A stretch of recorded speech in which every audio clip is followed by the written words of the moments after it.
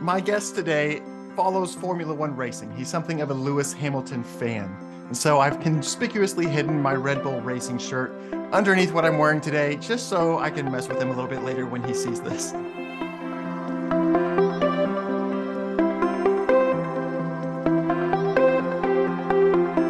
Welcome to the Water Walkers podcast. Every Christ follower experiences moments like Peter when Jesus called him out of the boat and onto the water. This podcast can encourage other leaders as they learn to follow the voice of Jesus as Peter did. Today, I'm excited to introduce Paul Kroger Jr. Paul got his start in sales in 2009, worked his way up to service director. He then opened a business with his father-in-law here in Arkansas in 2013.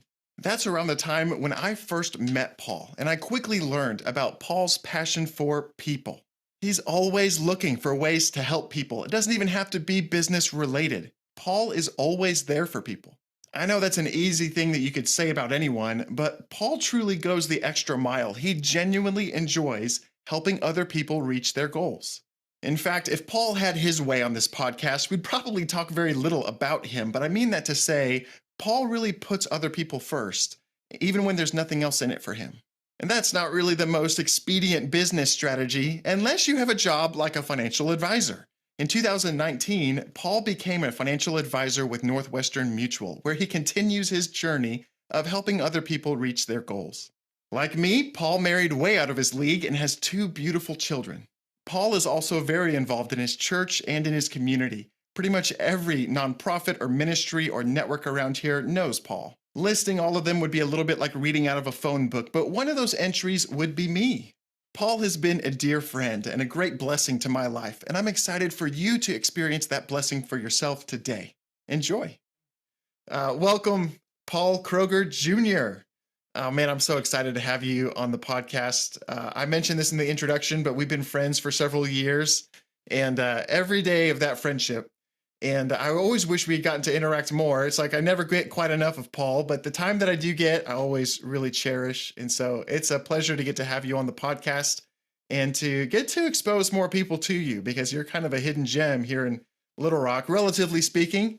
And I'm so excited to just get to include you. So we always start out with the initial icebreaker question. And the one that Paul chose for today is if you could relive one day of your past, what day would it be? And why? Logan, the feeling is totally mutual, by the way. So thank you for all your kind words. It means so much coming from you. I had a chance to kind of think about this a little bit. And, initially my thought was, I'll go to my wedding day. My wedding day, I think like a lot of people, was an absolute blur. I probably remember 5 minutes from that 24-hour period. And then I think back to the birth of, my child or both of my kids, my daughter and my son, and how just magical those days are. And I would relive those over and over and over just because receiving blessings like that is phenomenal. But I think if I could relive one day or one time frame, it would actually be, I'd go back to 2018. And it would be in one of the hardest seasons that I've ever had in my life when we decided to sell a business and essentially end a dream. And it was a dream that, I really felt that God had given me and that I had been faithful in pursuing. And you were even a part of this. I don't know if you remember being, in my office and praying. And I mean, through tears and just pain, trying to figure out what God was doing and what the next direction was going to be and where God was leading. And even though I think in that time that was so difficult, it's so difficult. I think back to that and God's goodness and his faithfulness that's come from that season to this day, and so many of the ways that he has grown me, has grown my wife, has grown our relationship, both together and with him, my kids. It's just unbelievable how walking in God's footsteps and being faithful to God's plan. In our household, we have 6 family values, and the first of our 6 family values is God's way is always the best way. Hmm. Wow. In 2018, I had an opportunity to actually live out those values, not just write them down or say them, but live them out. But I think that's where I would go back to, is that whole season of just challenge, change, and reorganization. But God's just so good, so good. And God's way really and truly is the best way. Yeah, there was definitely a metamorphosis that happened in that season. And, it wasn't all super delightful. I mean, there were definitely pain points in that, but God really did something uh, really incredible during that time in your life and in Jen's life and in your family.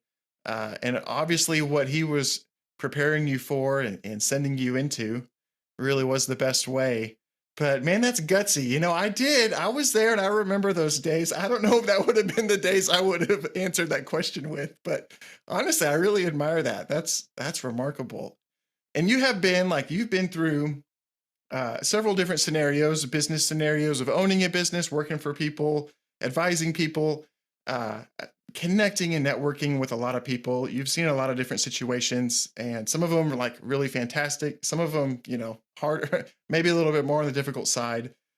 But you have seen God come through in some really encouraging ways that I have seen how God has worked in your life, and it's really encouraged me and given me hope when I'm facing seasons that are similar. And so I kind of wonder if there might be a couple of stories like that, or maybe it's a little bit more detail about what you shared, but it's just looking at stories of answered prayer where you've seen God really be faithful, or even in those times of risk where you're really stepping out and following His voice, and kind of what that looks like, what that's like for you and your experience, and what might encourage some other people who could be feeling the same thing. Logan, that's such a cool opportunity to share a little bit about this. I can think of really 2 things that I would love to share. So one, I go back to actually a combination of a business prayer group that we had meeting in my business a number of years ago, and just some of the things that I learned from that about praying for and through the business. And then actually heard a sermon where we attend church at New Life Church in West Little Rock in 2019, where one of the fundamental convictions of the church, and I think values of the church, is that one church is not the best church, but really it's embracing like the large C church on a more corporate level. And so from the pulpit every week, they actually pray for leadership and for the members of other churches every single week, every single Sunday. Yeah. God kind of hit me between the eyes on that one Sunday morning, and He said, "This is the same picture that I want you to actually carry out forward into the business community." And Wow. so, starting in June of 2019, I have every single month now found another company that would be considered a competitor company that does something Mm. very similar to what we do. And I will either walk into their business, or through COVID, I kind of had to stop doing some of those things because people would look at me strange, or Yeah. I'd call, set up a Zoom, do something like this, and pray for their business, pray for their clients, pray for God's favor to be in the midst of the things that they're doing in their family, in their church, in their spiritual walk. And I can't tell you how both humbling and amazing that has been to be able to connect with other people who Wow. really are trying to do a lot of the same things that we're doing, Yeah. helping people accomplish the things that they want to accomplish and do more in their life financially. But I've gotten to pray for people's marriages. I've gotten to pray for favor. I've gotten to pray for kids that have been sick. I've got to see healing in people's homes and physical healing happen just as a part of being faithful is phenomenal, unbelievable. And when I usually share that with people, most people look at me and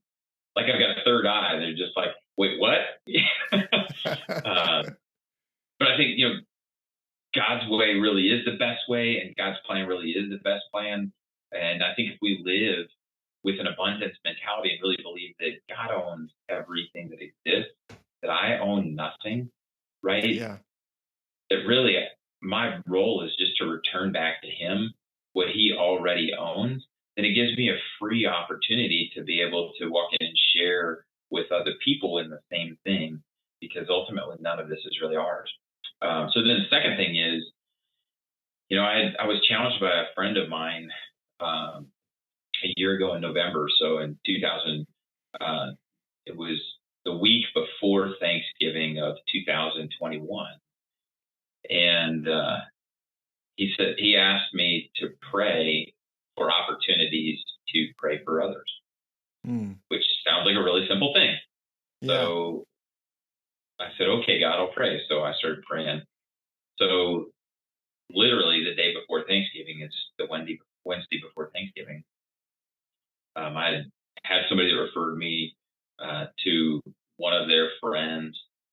So I said, fine. So I call this gentleman, and I get on the phone. This is Paul Kroger, and we do financial advising, wealth management, and so and so told me to call you. And this guy answers the phone, and I could tell immediately, like, he doesn't want to be on the phone, and he's kind of gruff. And he goes, well, I don't know why he took you to call me. Right. And I said, okay, tell me a little about that. And he goes, well, I've got terminal cancer, and the doctors gave me less than 30 days to live. Wow. And at this point, like, I can kind of hear in the background, like, rustling and maybe some beeping and just noise. So I start kind of getting a picture of where this guy really is right now. Yeah. I mean, he's either at home or he's in a hospital or somewhere, probably in end of life care. I have no idea why he answered the phone. So I just said, literally in my spirit, I go, all right, I want to get off the phone. I don't want to continue this conversation. And I could hear God saying, you prayed for them. Now, will you take the opportunity? Will you accept it? So I said, well, I don't believe in happenstance. So may I pray for you? And this guy kind of goes, that'd be fine. Right. So I pray for him, right? And pray for, God's peace, and just for his spirit to be soft in this season, and for God to be close. And anyway, we get done, and I feel God kind of tugging again. I feel the Spirit just going, you're not done yet. You're not done yet, Paul. So I go, hey, I can't get off the phone without at least asking you, are you ready? And the guy goes, ready for what? And I said, I kind of lean into the phone. I go, are you ready? And it goes silent. And I can hear this beeping in the background. So I knew that he didn't hang up on me. Right. But it was probably silent for 30 seconds. And then finally he goes, no, I'm not. And I said, do you want to be? And he goes, how would I do that? So I got to share the gospel with him. Yeah. And then invite him to pray a prayer. And he did on the phone. And I got to lead this guy through the sinner's prayer on the phone, someone I'd never met before. And he accepts Christ right there on the phone. Wow. So I'm weeping literally out my window. It's a beautiful day. Like, I get off the phone, I hang up the phone, put it down, and my buddy had challenged me. I call him and I'm like, you gotta hear this. And I tell him all about it. His first question to me is like, where does he live? Where are we going? Wow. And I go, oh man, in everything, I didn't even think about it. I really just didn't cross my mind. I was so blown away, right? So I said, hold on, I'll call you back. I got to call him. I gave the answer, all the stuff. So I pick up my cell phone and I click the number, and a woman answers. Hey, it's Paul Kroger. I was just talking to so-and-so, and I got to talk to him. Can you put him on? She goes, sir, there's no one here by that name. What? Yeah, and I said, I was just talking to her a second ago. She goes, no, this is my cell phone. I've had this phone for the last What? So I hang up. I was like, must have dialed the wrong number. So I click it again. Same woman answers. Huh. Logan, I have no idea who I spoke to or how I got a hold of him. It now makes sense why Yeah. he was confused about who this person was. Right. But what I learned in that moment, and I think what has hit me so, so solid ever since, is that God doesn't call us to do phenomenal things. He just calls us to be very simply obedient. And then where the Spirit's moving and what God wants to do, He will make happen. Right. If we bring the natural to His supernatural. Right. Yeah.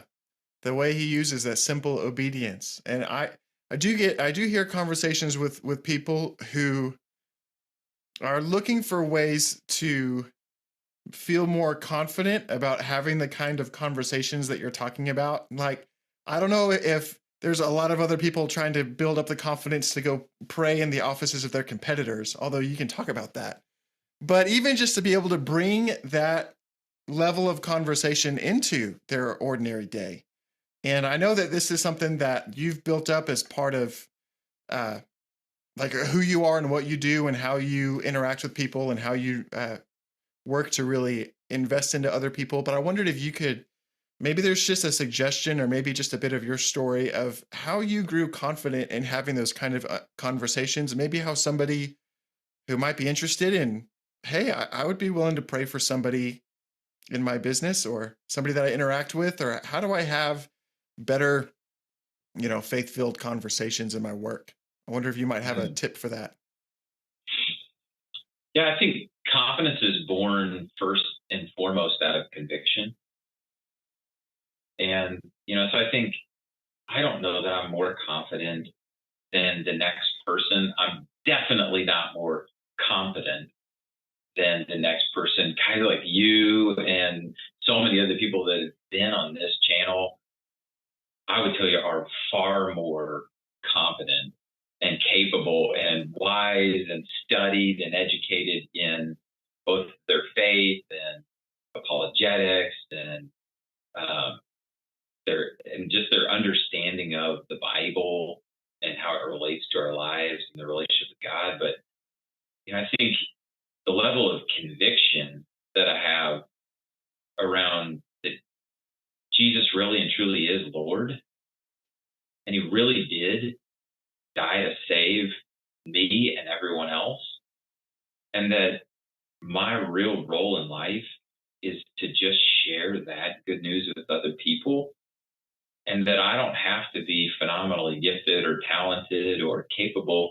That the Holy Spirit is much like much like a farmer. He's already tilling and turning ground and preparing all of those things for seed. And all I have to do is in my blind blundering, walking through with seed every so often, throwing it out, he's already prepared the ground so well that when it falls where he's already prepared, it just grows. And so I think that really unleashes me to just feel confident in my conviction and confident in my lack of competency, but in how big God really is. And so there have been some exercises that I think I've leaned into over the years that have helped me with that. One is just praying regularly with other believers, Yeah. kind of like working out. The more that you exercise and the more that you use a muscle, uh, the more routine that becomes, the easier it is to Right. use it, not just in that scenario, but in others. That's why we go to the gym, right? It's not so that we can be the best in the gym, it's so that we can be the best in other places. Yeah. And I think, using that muscle of prayer and regularly communicating with God with other believers helps us then translate that out into other parts of our lives. And then the second is just stepping out in faith. I mean, I think about the first time that I went into somebody's business, like I got out of my car and I was nervous. My hands were shaking. I'm freaking out. And I just walked in the front door of somebody's office. Um, there's a woman standing there, I think is, our office reception or office administrator. And she kind of goes, can I help you? And I go, yeah, my name's Paul Kroger. And I run a wealth management company across the street, and I'm here to pray for your office. Can I talk to the guy in charge? Wow. That's it. That's all it took, right? And like he happened to be free, and he walked out, and he goes, "Hey, I heard somebody's here to pray for us." And I said, "Yeah, we got talking." And it was so great because he's like, "Man, this is awesome. Here's where we go to church, and let me tell you about this." And so I got to hear his whole story of salvation, what's going on in his life, and found so much commonality in that. And then praying together was just like second nature. Yeah. Yeah, I think we do benefit a little bit from being here in the kind of the mid South in Arkansas. And, we do have a lot of church going business people around here. And I think too of some of the people who I know listen from other parts of the country where it's not nearly as common of a thing. It's not as, or I don't, even, or at least there's the perception that that wouldn't be very well received. But I also think about, there's always going to be a little bit of element of risk. Like you said, you were nervous. You're kind of walking in there. I don't know what's going to happen. And if the Lord gives you an open door, I mean, that's great. But there is this element of risk. And it kind of takes me back to the story of Peter walking on the water. And there's Peter in the boat. And when Jesus calls him out to walk on the water, I mean, was Peter taking a risk to follow Jesus? I feel like it's kind of like a quantum physics type of a question. It's like, I don't know. It depends on what happens next. But it's interesting because it is a risk to get out on something you normally would plummet straight down, sink, and likely drown in the storm that they were in. But then there's Jesus saying, if you come out and you'll take this, even take the first step. Sometimes that first step is the most difficult step. But so we keep our eyes on Jesus. I think that we start to evaluate the risks a little bit differently. I don't know. His risk evaluation is just a little bit different than ours. So I'm always interested to learn that from other people, where they've seen that. And I get nervous just thinking about your conversations walking into a competitor's office. Again, brilliant how God has used that. It's really encouraging. So I love that. Any other stories that you wanted to share about prayer or things that have built your faith through that? I do have another question for you. Yeah. So the first thing I wanted to piggyback on is that story of Peter when he steps out. There's a piece of that I've been chewing on here recently, because I think in my head, the part of the story that I was always the most impressed with Peter in was stepping off the boat and stepping onto the water. I think the actual faith act was not when he put his feet onto the water. It was when he let go of the boat. Yeah, wow. I think in my life, and especially in my spiritual life, it's really, really easy for me to put my feet on the water. And it's really easy for me to look like I'm taking, or feel like I'm taking the first step, or I'm going to church, I'm praying with other believers, I'm in a small group study, right? I'm listening to podcasts by, phenomenal Christian teachers. But where the rubber meets the road is when we really let go of the boat. Yeah. And it's nobody but me and Jesus. And kind of like your quantum question, right? Only he knows the solution to the algorithm. And so that's Right. where my faith gets built. That's where that trust muscle gets built, is in the process of actually stepping into what Jesus has already called me into, regardless of the outcome, right? Because to some degree, I wonder, would Jesus have still been considered to have the same amount of power if Peter sank? Right. How would that affect their relationship, right? And what I wonder is, at what point then, if Peter had sank, what supernatural event or power would Jesus have actually manifested or shown in that moment, right? Because it's not about trusting God when he does exactly what I expect him to do. It's about trusting God regardless of what Yeah. Wow. That's a good point. Yep. I'm going to tweet that. Shameless take. I'm going to steal that quote. That's good. So we do look about and we talk a lot. If anybody gets to know me long enough, we eventually talk about the parable of the talents and the leader who calls his servants, gives his servants, anyway, a portion of resource or talents or some, in Luke 19, it's called a mina, and tells them to basically do business, be good stewards, engage in business until I return. And each of them, kind of fulfill a different level of stewardship and receive kind of variable levels of rewards when that leader returns. Now, in the parable, of course, that leader is Jesus.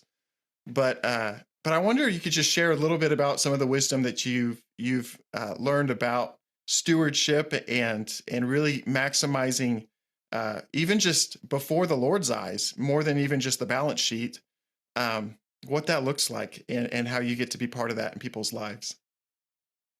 That's it's such an interesting question. I think it's probably a lifelong pursuit. Yeah. But I think back to several years ago, had someone sit in my office and actually ask me, or more kind of make the statement, I should say.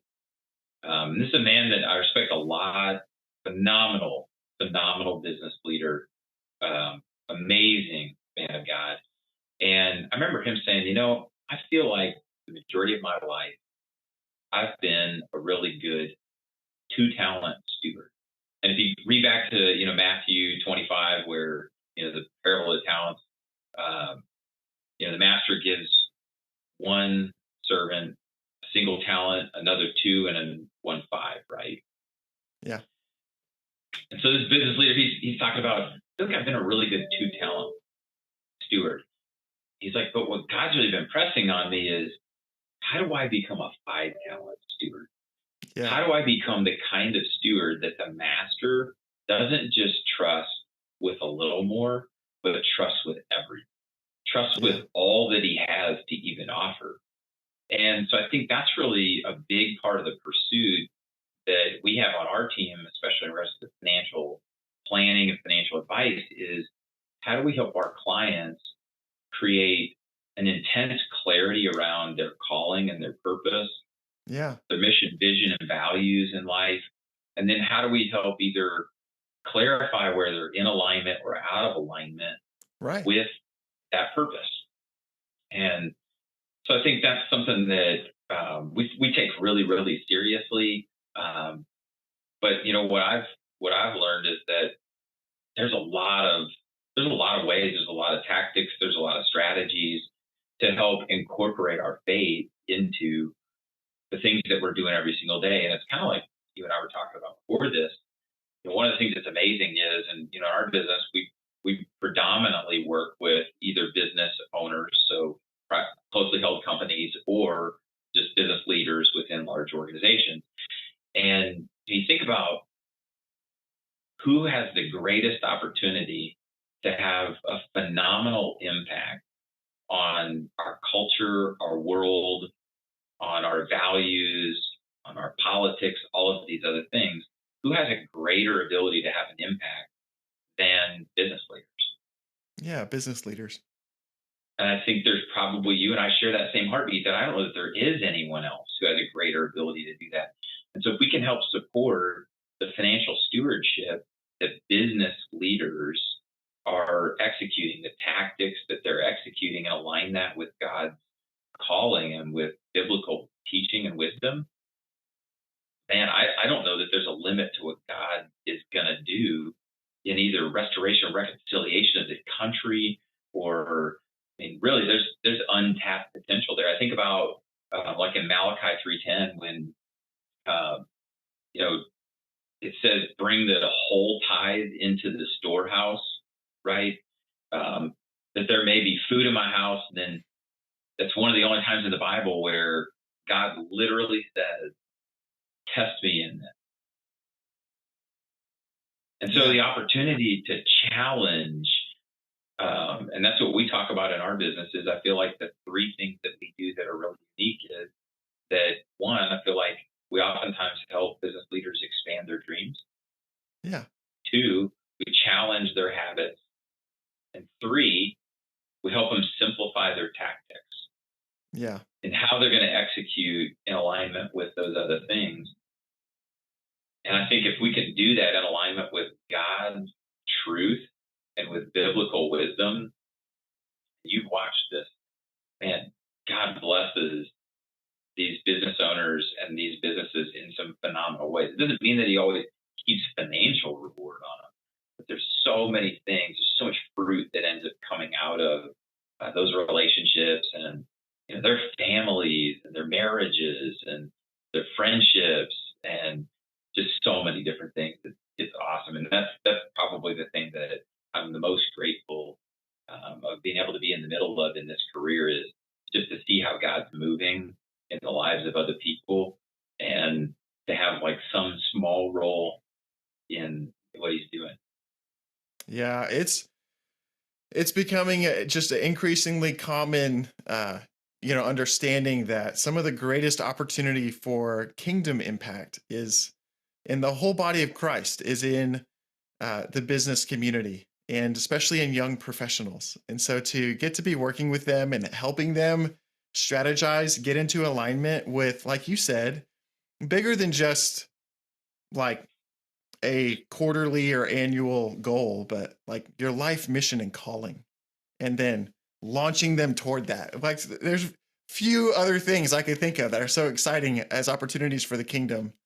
That's so cool. And so to hear you talk about it, it's like, this sounds so fun. I can understand why you're so passionate about it. It's so cool. So I love that. Paul, man, I so encourage you, or I'm so encouraged by you and thankful for you. And I just wanted to just mention, is there any way that people, if they want to reach out to you, how they can best connect with you? Yeah, I mean, you can either visit our website. My website's just Paul Kroger at nm.com. Our wealth management company is just Kroger Financial Management. Or you can give us a call at 501-228-9300, and we'd be glad to connect, whether it's for professional or it's just personal, or you just want to ask questions about how do I start praying for competitors. I would be glad to connect and to continue that conversation. So, Logan, thanks so much for what you're doing, not even just through this podcast, but just through your ministry and through your life and the ways that you have been phenomenally faithful to God's calling on your life are wildly inspirational to me. And they challenge me in a lot of ways too. So thanks for being the man that you are. Oh, thank you, Paul. So appreciate you. But one of the things I snuck in just for fun, because I know you're such a Lewis Hamilton fan. So oh,